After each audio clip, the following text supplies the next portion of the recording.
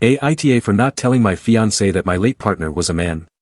Trigger warnings: death of a loved one, biphobia. I, 29M, lost my fiancé 4 years ago in a car accident. He and I were both 25 at the time and had been together since we were 19. If soulmates are real, he was mine. He was stubborn, he preferred a way earlier bedtime than I did, and was a major homebody, and I loved all of it. He would stay up with me until he was sure I fell asleep, and weekly movie theater outings, planned by him, became a thing like a month into us meeting. I am a fundamentally different person both because I met him and because of my grief. I was shown what real love and effort and care feels like. I also don't talk about him. I go to therapy once a week. Otherwise, it's silence on that topic from me. He lives on in me in the ways I try to emulate him. I practice the patience he had that I always struggle to find. I go after career-related opportunities that scare me because I know he would encourage me to. Sometimes I let myself stay in bed because I know he'd be gentle with me and let me do that too. But I don't talk about him, and I probably never will. I'll make the occasional, "Oh, X would have loved this," comment when I'm with friends who knew him well. With strangers, nothing. My friends and family respect that as well. I'm engaged again. My fiancée, 31F, obviously knows I was engaged before. I pretty much told her my last partner passed away and I don't talk about it. I don't use social media in really any capacity anymore, but she happened to stumble upon an old Instagram profile of mine recently and saw him heavily featured. This led to her accusing me of purposefully keeping this from her. I don't really see why his gender matters, and I told her so. She said I've broken her trust. Times like these are when I long for the life I was living before. But grief messed up my brain, so I'm not sure if I'm being insensitive. Edit: she knew I am bisexual. The only thing she didn't know was that my fiancé was a man. Relevant comments. You kept the fact he was a man a secret because you knew it would be an issue. YTA. OP, I live in a very liberal area and I've never heard my fiancé express any bigoted views. I wouldn't be in this relationship if I had. I wrongly assumed that it was a complete non-issue. Edit: she knows I'm bisexual and has known for our entire relationship. Comment. Even worse. So if your partner would not be okay with you being bisexual, then you'd qualify her as bigoted? You're full of yourself. Get help, and if you care about her, get away and don't hurt her more. OP, she is okay with me being bisexual. The only thing she wasn't aware of was that my late fiancé was a man. But to answer your question, yes. I do think not dating someone simply on the grounds of their orientation is bigoted. But it does usually save me trouble when dating, because it helps weed people out. The STD argument lets me know they're ignorant, and the "now I have to worry about girls and guys" shows insecurity or some kind of inherent lack of trust. Comment. Some of these comments are rough. Here's my perspective as a widow. You need to talk to your therapist about this. Not Reddit.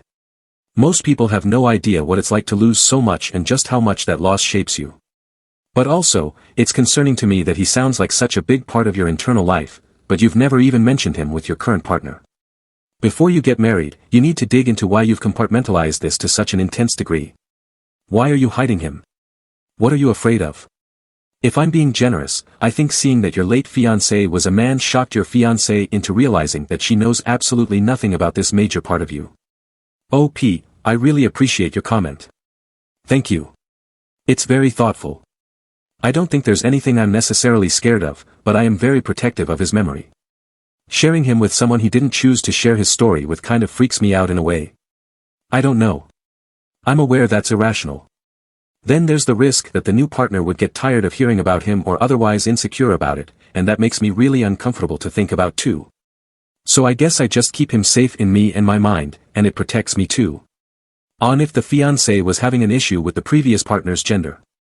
OP, because the gender issue is all she has fixated on, at least during our conversation.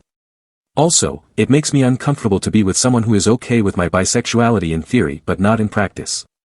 If the thought of me having sex or being romantic with a man in the past makes the other person insecure, I'm not really down for that. I come out to any potential romantic partners early on, so I thought I had already done my due diligence in that regard. I probably should have been more open. But I didn't anticipate that I needed to have a second coming out where I admit that me saying I'm bisexual actually means I'm bisexual. Like, not just in the "I like kissing dudes in bars" kind of way, but in the romantic morning sex 6 years into a relationship way.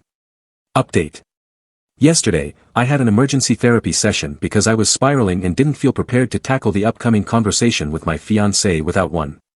It was hard but necessary as I was finally honest about just how much I was compartmentalizing my grief. It laid the foundation for where I'd like to go moving forward. Now I have to put in the legwork. The few hours between my therapy appointment and my fiancé getting off work was evidence of just how avoidant I've become. It was a conversation we needed, but definitely not one I wanted. When we finally sat down to talk, I asked her to start us off by telling me exactly what was bothering her about the whole situation.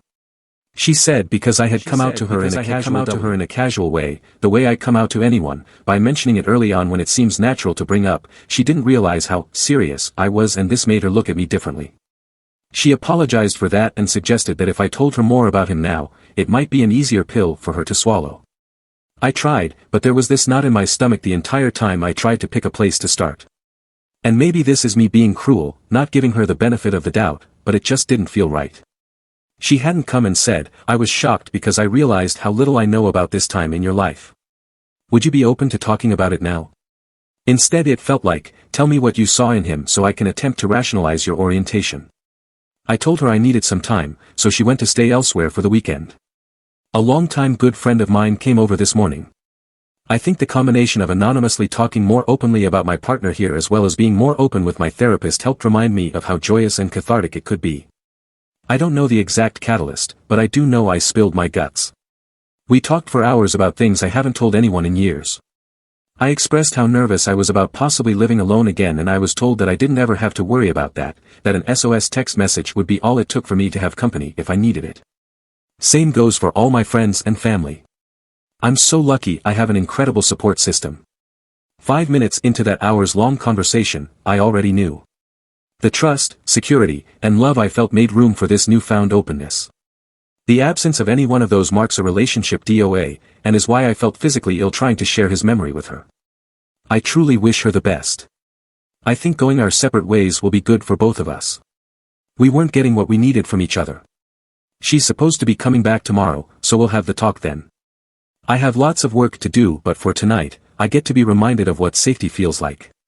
Edit. There seems to be this misunderstanding where I blame her for everything because she didn't perfectly respond to the situation. Two things can be true, I wasn't open, I am largely accountable for the problems in this relationship and I never should have entered it if I wasn't ready. She also said ignorant things. I'm not angry about it and it's certainly not the sole reason we're breaking up. It's just another reason, on the pile of reasons why this isn't sustainable. Me still not feeling comfortable enough to share with her me blaming her for everything, or even the majority. It was just the final nail in the coffin between maybe we can make this work with a lot of effort and this needs to end now. Relevant comments. You're human and you're grieving. You made mistakes, you're admitting to them, you're working through stuff. Just wanted to encourage you not to get too caught up in everyone here piling on. I get your concerns about possible biphobia, too. None of us were there in that conversation, and our opinions don't matter much anyway because we're not in your relationship. Go in peace. Best wishes for your continued healing and personal growth. O.P., thank you, sincerely. It can be easy to get so focused on what people are getting wrong that I get stuck doom scrolling. The conversation I had with her left me sick to my stomach and uncomfortable. I'm definitely not excusing the choices I made. This could have been rectified much earlier had I been open. But it seems like everyone here is just brushing off my experience of the discussion we had, one where I specifically opened the floor to explain why she freaked out so much about his gender. Her answers didn't strike me as something that would lead to either of us being happy long-term. Yeah. My nose has been in my phone long enough. Time to turn it off for the night and enjoy the real world. I appreciate you and your understanding. Comment. You said you were extremely nervous before this conversation. Is it possible that you had predetermined that it would go badly, and made a self-fulfilling prophecy out of your anxieties? Were your uncomfortable feelings caused by something concretely biphobic that she actually said, or by your own nerves, which caused you to interpret anything she said in the worst possible light? Did you communicate this discomfort to her? Did you ask her how she was feeling? Is it possible your feelings could be the result of a clash between your avoidant nature and being forced to confront the problem? And her not having the perfect answers validated your feelings and desire to run again? Grief sucks and it can warp our perspective of everyone else in our lives, including ourselves. I hope you have a good therapist and are committed to honesty and working on yourself. O.P. reply, is it possible that you had predetermined that it would go badly, and made a self-fulfilling prophecy out of your anxieties? No. I was nervous, but I went in with an open mind. I knew I likely needed to end the relationship or at least pump the brakes, but that doesn't mean I went in guns blazing against her. I wasn't showing up in the way I needed to. We hadn't started planning the wedding yet, and I knew now that that would likely be much farther down the line than originally anticipated if things went well during our talk. I had a lot I needed to work through, and I didn't know if she would want to stay for that.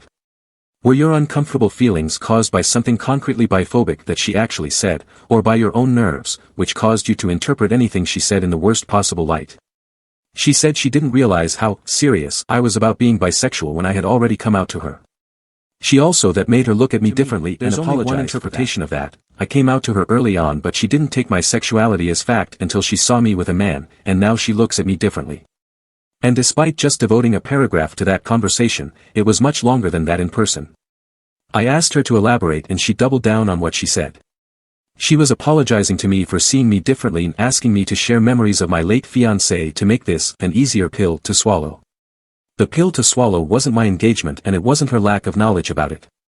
The pill to swallow was, very specifically, the fact that she now saw me differently because I was in a serious, long-term relationship with a man. Did you communicate this discomfort to her? Did you ask her how she was feeling? Yes and yes. Like I said, long conversation where I opened the floor to her first and then asked clarifying questions. Is it possible your feelings could be the result of a clash between your avoidant nature and being forced to confront the problem? And her not having the perfect answers validated your feelings and desire to run again? I didn't need perfect answers. I've been imperfect all throughout this relationship. We're here because I've been avoidant and messy and human.